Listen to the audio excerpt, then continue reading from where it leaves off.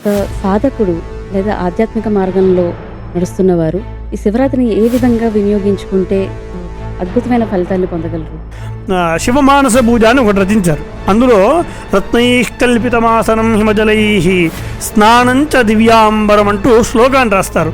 అంటే నేను మనస్సులో ఉండి, ఎందుకంటే మహాదేవుడిని సాక్షాత్తు పూజించేటువంటి వేదాలు 4 వేదాలు కూడా ఏం చెప్తాయంటే వేద సారం మొత్తం ఒక్క వాక్యంలో చెప్తాయి. ఏదో ఒక రోజుకి ఆ స్థితికి మనం చేరుకోవాలని చేయాలి కర్మకు. ఏదో ఒక్కరోజైనా ఆ స్థితికి, అదే కదా పరిపూర్ణమైనటువంటి స్థితి. ఒకవేళ శరీరానికి అలసలు వచ్చినప్పటికీ మనస్సును అలసలు పరచకుండా ఒక సాధనా దశలో ఉదయం నుండి ఉపవాసంతో అనేక రకాల భగవత్ పూజలు కర్మలు అన్నీ చేస్తూ ఉంటాం కదా, అలాంటి సాధనతోటే ఉండి. గురుగారు, అయితే శివుణ్ణి శ్మశానవాసి అని అంటారు కదా, దాని వెనకాల ఉన్న అర్థం ఏంటండి? శవం అంటే సాక్షాత్తు ఈశ్వర స్వరూపమని అంటాం. అది తీసుకుంటుంది కూడా ఆయనే కదా, అది భస్మమే అవుతుంది. భస్మాన్ని తీసుకున్నవాడు ఆయనే కదా, భయపడాల్సిన పని లేదని అక్కడ దానిలోనే ఆంతర్యం శ్మశానవాసి అన్న దానిలో. ఇప్పుడు లింగ రూపంలో శివుడిని ఆరాధించడానికి గల కారణం ఏంటండి? దేవాలయాలు ఇంకా పుణ్యం కదా, ఇంకో 0 పెరుగుతుంది. పుణ్యక్షేత్రాలు అక్కడ చేస్తే ఇంకా 0 పెరుగుతుంది. ఇలాగా కాశీ లాంటి మోక్షపురాల్లో చేస్తే ఇంకో 0 పెరుగుతుంది. కన్న కొడుకు కూడా కపాల మోక్షంతో వెనక్కి వెళ్ళిపోతున్నాడు.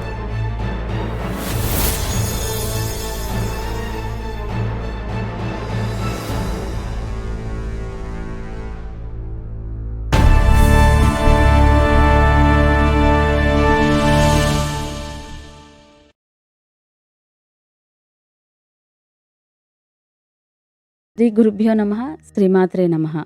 మా ఉపాస్మహి యూట్యూబ్ ఛానల్కు స్వాగతం, సుస్వాగతం. నా పేరు శిల్పా రమేష్.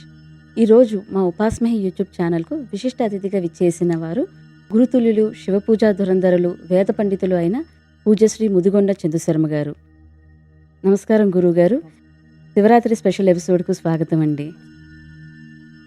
గురువుగారు, ఇప్పుడు రాబోయే శివరాత్రి సందర్భంగా ఒక సాధకుడు లేదా ఆధ్యాత్మిక మార్గంలో నడుస్తున్నవారు ఈ శివరాత్రిని ఏ విధంగా వినియోగించుకుంటే అద్భుతమైన ఫలితాలను పొందగలరు?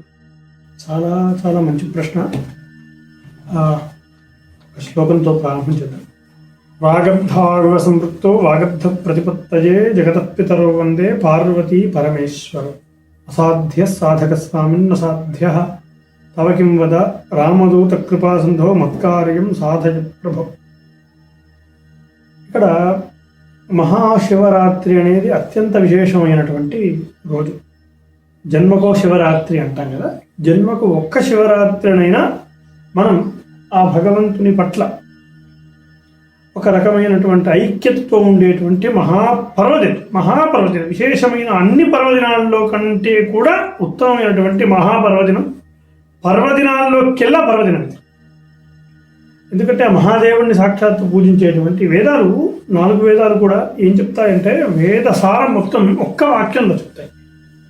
ఋగ్వేదం ప్రజ్ఞానం బ్రహ్మ అంటుంది. అంటే మనం ఏదైతే జ్ఞానం ఏదైతే ఉందో అదే పరిపూర్ణమైనటువంటి పరబ్రహ్మతత్వము. ఏదైతే యజుర్వేదము అహం బ్రహ్మాస్మి అంటుంది. అంటే నీవే ఆ బ్రహ్మవై ఉన్నావు, నేనే ఆ పరబ్రహ్మమును, నన్ను నేను దర్శించమని చెప్తుంది. అయమాత్మ. అలా ఒక్కొక్క వేదము ఒక్కొక్క రకముగా ఆత్మను చెప్తుంది. నీవే ఆ పరబ్రహ్మ తత్వం అయి ఉన్నావు, తత్వమసి అని ఒక వేదం చెప్తుంది. తత్ త్వమసి, అది నీలోనే ఉంది.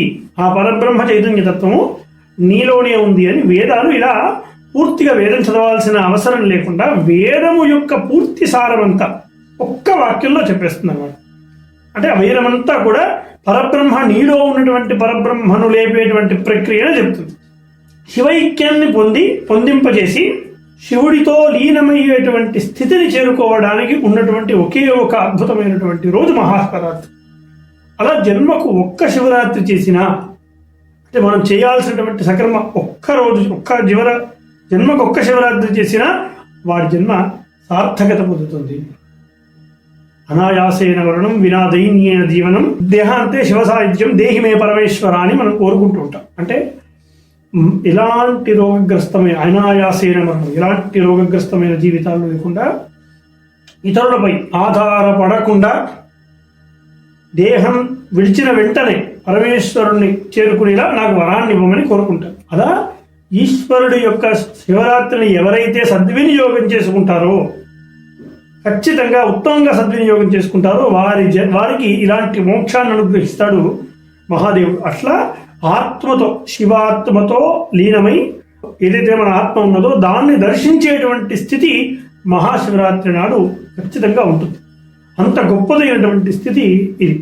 అందులో రాత్రి అన్న శబ్దాన్ని ఎందుకు వాడారంటే, రాత్రి అంటే అజ్ఞానము లేదా అశక్తులు ఏవైతే ఉన్నాయో వాటిని పారద్రోడి ఒక సంపూర్ణమైనటువంటి స్థితిలో, ఉత్తమమైనటువంటి స్థితిలో మనం భగవంతుణ్ణి ఆరాధన చేసేటువంటి ఆ కాలం. పగలు ఏమిటంటే భౌతికమైనటువంటి కాలానికి నిరూపణ అయితే, అంతర్ముఖమైనటువంటి దర్శనాలకు రాత్రి కాలాన్ని చాలామంది యోగులు కూడా, యోగ శాస్త్రం కూడా ఏం చెప్తుందంటే రాత్రి కాలంలోనే ఎక్కువ మంది సాధనలు చేస్తూ ఉంటారు. రాత్రి కాలంలో యోగ సాధన ఎందుకు చెప్పింది అంటే, రాత్రిపూట పెద్దగా శబ్దాలు ఏవి మనకు చాలా ఉండవు కదా, అందరూ పడుకుంటూ ఉంటారు, నిశ్శబ్దంగా ఉంటాం. మనం మనస్సుపై కేంద్రీకరించి మనం ఏదైతే సాధన చేయాలో దాన్ని ఒక జపం చేసుకొని ప్రత్యేకంగా ఎలాంటి శబ్దాలు లేకుండా, ఎలాంటి ఇతరమైనటువంటి దృష్టిలు లేకుండా, మనకు ఎలాంటి ఆలాపనలు లోపల రాకుండా ఒక ఉత్తమమైనటువంటి స్థితిలో జపం చేసుకోగలరు కదా. అందుకే బ్రాహ్మీ ముహూర్తం కూడా అందుకే చెప్పారు. అంటే నిశ్శబ్దంగా ఉంటారు, అందరూ నిద్రపోయి ఉంటారు కాబట్టి మనం ఆ కాలంలో కొంచెం శ్రద్ధతో మనం ఆయా కర్మలు చేసుకోగలం. అలాగే శివరాత్రి ఎంత గొప్పదంటే పరమేశ్వరుడితో సాక్షాత్తు లీనమయ్యేటువంటి స్థితిని అనుగ్రహించేటువంటిది. అంత గొప్పదైనటువంటి రాత్రి నాడు ఖచ్చితంగా మనం సాధన చేయడం వల్ల మనస్సును ఈశ్వరుడితో ఐక్యం చేస్తూ సాధన చేయడం ద్వారా మనం ఆ శివుడి యొక్క సాన్నిధ్యాన్ని మనం పొందుతాం. అసలైనటువంటి మన పరబ్రహ్మ స్వరూపాన్ని దర్శించుకునేటువంటి రోజుగా పరిగణించబడింది శివరాత్రిని. అందుకోసం శివరాత్రిని సాధకులు ఎవరైనా ఉంటే ఈ రాత్రి కాలంలో ముఖ్యంగా ఉదయం నుండి ఉపవాస దీక్షలతో ఉంటాడు. ఉపవాసము అంటే శరీరానికి ఆహారం పెట్టకుండా ఒక నియమంగా ఉండడం. అలా ఉపవాసముతో ఉండడం వల్ల ఏమవుతుంది అంటే జీర్ణక్రియ అంటూ లేకపోతే మన బుద్ధి అనేది మనస్సు మీదకి వెళ్తుంది, మనస్సు కంట్రోల్గా ఉంటుంది, ఇతరమైనటువంటి వ్యవస్థలపైన కేంద్రీకృతం కాదు. అలా బుద్ధి ఒకచోటకు వస్తుంది. ఇలాంటి అనేక రకాల విశేషాలు ఈ ఉపవాసం వల్ల ఉంది. అందుకోసం ఉదయం నుండి కూడా ఉపవాసం చేసి సాయంత్రం ప్రదోషకాలం నుండి జాగరణ చేస్తుంటారు. రాత్రికాలం మరలా ఆ రాత్రికాలం అంతా కూడా జాగరణ చేస్తారు. జాగరణ అంటే ఏమిటంటే మన మనస్సును జాగరణ చేయడం. కేవలం దేహానికి మాత్రమే కాదు, మనలో ఉన్నటువంటి ఆ ఆత్మను, ఆ శివస్వరూపాన్ని ఏదైతే పరబ్రహ్మ స్వరూపం ఉన్నదో దాన్ని దర్శించేటువంటి క్రియగా మన మహర్షులు చెప్పారు. దానికోసం సాధన చేయమన్నారు. ఆ రాత్రిని సంపూర్ణంగా ఎవరైతే ఇలాంటి సాధకులు ఉపయోగించుకుంటారో మనస్సును నియంత్రణలో పెట్టుకొని, ఒకవేళ శరీరానికి అలసట వచ్చినప్పటికీ మనస్సును అలసట పరచకుండా ఒక సాధనా దశలో ఉదయం నుండి ఉపవాసంతో అనేక రకాల భగవత్ పూజలు కర్మలు అన్నీ చేస్తూ ఉంటాం కదా, అలాంటి సాధనతోటే ఉండి రాత్రి కాలంలో కూడా మనస్సుతో సాధన చేయడం వల్ల, జాగరణతో సాధన చేయడం వల్ల ఆ లోపల ఉన్నటువంటి పరబ్రహ్మతత్వాన్ని మనం దర్శించుకోగలం. అలా దర్శించుకోవడానికి ఉన్నటువంటి ఒకే ఒక్క రాత్రి శివరాత్రి. మామూలుగా మనం ఇంట్లో జపం చేసుకున్నాం అనుకోండి, మామూలుగా ఇంట్లో ఒక మంత్రాన్ని జపం చేసుకున్నాం, మామూలు రోజుల్లో చేసుకున్నాం అనుకోండి, ఆ రోజులో ఎంత జపం చేసుకుంటే అంత సంఖ్య మనకు అవుతుంది. అలాగే అదే జపాన్ని ఒక గోశాలలో చేసామనుకోండి, గోశాల అత్యంత పవిత్రమైనది కదా, ఒక 0 పెరుగుతుంది. అంటే మనం ఒక్కసారి జపం చేస్తే అది 10 సార్లు జపం చేసిన ఫలితం ఇస్తుంది. నదీ తీరం మహాపుణ్యం కదా, ఇంకో 0 పెరుగుతుంది. దేవాలయాలు ఇంకా పుణ్యం కదా, ఇంకో 0 పెరుగుతుంది. పుణ్యక్షేత్రాలు అక్కడ చేస్తే ఇంకా 0 పెరుగుతుంది. ఇలాగా కాశీ లాంటి మోక్షపురాల్లో చేస్తే ఇంకో 0 పెరుగుతుంది. ఇట్లాగా ఆయా స్థలాల యొక్క ఔన్నత్యము ఒక్కొక్క 0ని మనం చేస్తున్నటువంటి కర్మము జపము యొక్క ఫలితాన్ని పెంచుతాయి. అలాగే కాలము కూడా ఉత్తమమైనటువంటి తిథులు ఏకాదశి నాడు చేస్తే ఒక రకమైనటువంటి ఫలితం ఇంకొక 0 పెంచుతుంది మామూలుగా చేసుకున్న దానికంటే. ఈ అమావాస్యకు ముందు వచ్చేటువంటి మాస శివరాత్రులు అంటాం. 11 మాస శివరాత్రులు వస్తాయి. మాఘమాసంలో వచ్చేదాన్ని మహాశివరాత్రి అంటాం. ఇలాంటి మాస శివరాత్రులలో ఇంకో 0 పెరుగుతుంది. మహాశివరాత్రిలో ఏకంగా 1,00,000 సార్లు మనం జపం చేసినటువంటి పుణ్య ఫలం వస్తుంది. అందుకోసం అంత గొప్పదైనటువంటి తిథి కదా.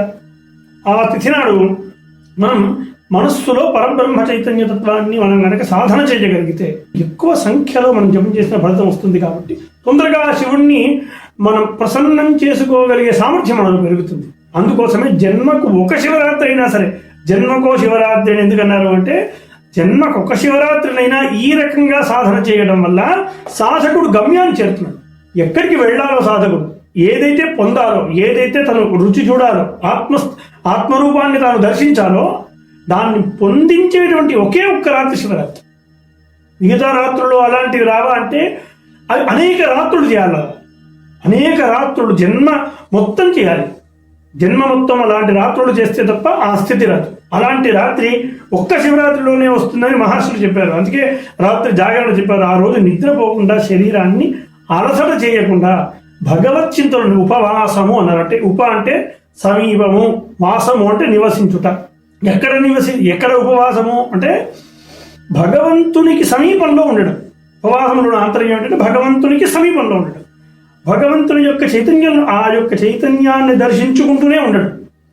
అలా సాధన చేయడం వల్ల శరీరం అలసట కాకుండా, అలసట చేయకుండా ఇలా ఈ రకమైన సాధన చేస్తే ఖచ్చితంగా శివరాత్రి మంచిగా మనం ఉపయోగించుకుంటే శివరాత్రిలో పొందేటువంటి మహదానందం ఇంకా ఏ రోజుల్లో కూడా రాదు. అది అనుభూతిని పొందినటువంటి వాడికే తెలుస్తుంది. కాబట్టి ఆ అనుభూతిని స్వయంగా అనుభవించాలి. కాబట్టి అలా సాధకులు ఎవరైనా మంచి మంత్ర సాధకులు, మంచి శివరాత్రిని చక్కగా సద్వినియోగం చేసుకోవాలనుకునే వాళ్ళు ముందు మనస్సును స్థితిలో పెట్టుకొని వారు సాధన చేయడం వల్ల ఉత్తమమైనటువంటి పరబ్రహ్మ చైతన్యాన్ని దర్శిస్తారనేది శివరాత్రిలోని ఆంతర్యం. చాలా చక్కగా చెప్పారు గురుగారు. అయితే ఇప్పుడు లింగ రూపంలో శివుడిని ఆరాధించడానికి గల కారణం ఏంటండి? ఒకటేనండి, లింగ రూపం అంటే మన ఈ అంతర్ముఖంగా ఏదైతే స్వరూపం పరబ్రహ్మ స్వరూపం ఉన్నదో ఆ పరబ్రహ్మ స్వరూపమునకు ఒక రూపం అంటూ ఏదైనా ఉంది అంటే అది లింగ రూపం. పరమేశ్వరుడు రాముడి గురించి చెప్పి ఏమన్నారు అంటే, రామో విగ్రహవాన్ ధర్మః. ఈ రాముడు ఒక ధర్మానికి విగ్రహాన్ని ఏర్పరిస్తే ఏ రూపం అయితే ఉంటుందో రాముడే ప్రత్యక్షంగా ఆ రూపం అని చెప్పారు పరమేశ్వరుడు. కానీ మన ఆత్మరూపం ఉంటుంది కదా, మన ఆత్మరూపమునకు ఏదైతే ఒక రూపం అంటూ మనం అనుకుంటే ఆ రూపమే లింగ రూపం, ఆత్మస్వరూపమే లింగస్వరూపం. లింగం దగ్గర కూర్చొని ఆరాధన చేయడము అంటే మన లోపల ఉండేటువంటి ఆత్మస్థితిని కొలవడం, మన ఆత్మస్థితిని దర్శించడం, మన ఆత్మస్థితిని అనుభూతిని పొందడం, ఆత్మస్థితి సామర్థ్యాన్ని పెంచుకోవటం, ఆత్మస్థితి యొక్క దర్శనాన్ని మనం చూడటం, ఇవన్నీ కూడా శివుడి పూజలో ఆంతర్యాలు. శివుడికి మామూలుగా సాధారణంగా మనం అభిషేకం చేస్తాం.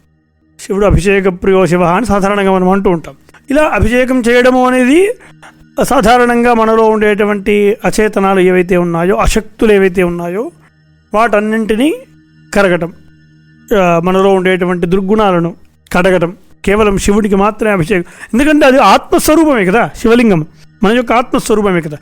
అరిషడ్ వర్గాలు ఇలాంటి మోహము, లోహము, క్రోధము ఇలాంటి వాటన్నింటినీ కూడా మనం కడిగేస్తున్నామనేటువంటి దృష్టితో ఆ ఆంతర్యంతో మనం అభిషేకాన్ని చేస్తుంటాం. అభిషేకంలోని ఆంతర్యం ఇది. కడగడం అంటే శివలింగాన్ని మాత్రమే కడగడం కాదు, అనేక రకాలుగా మనం శివుణ్ణి అభిషేకిస్తూ ఉంటాం.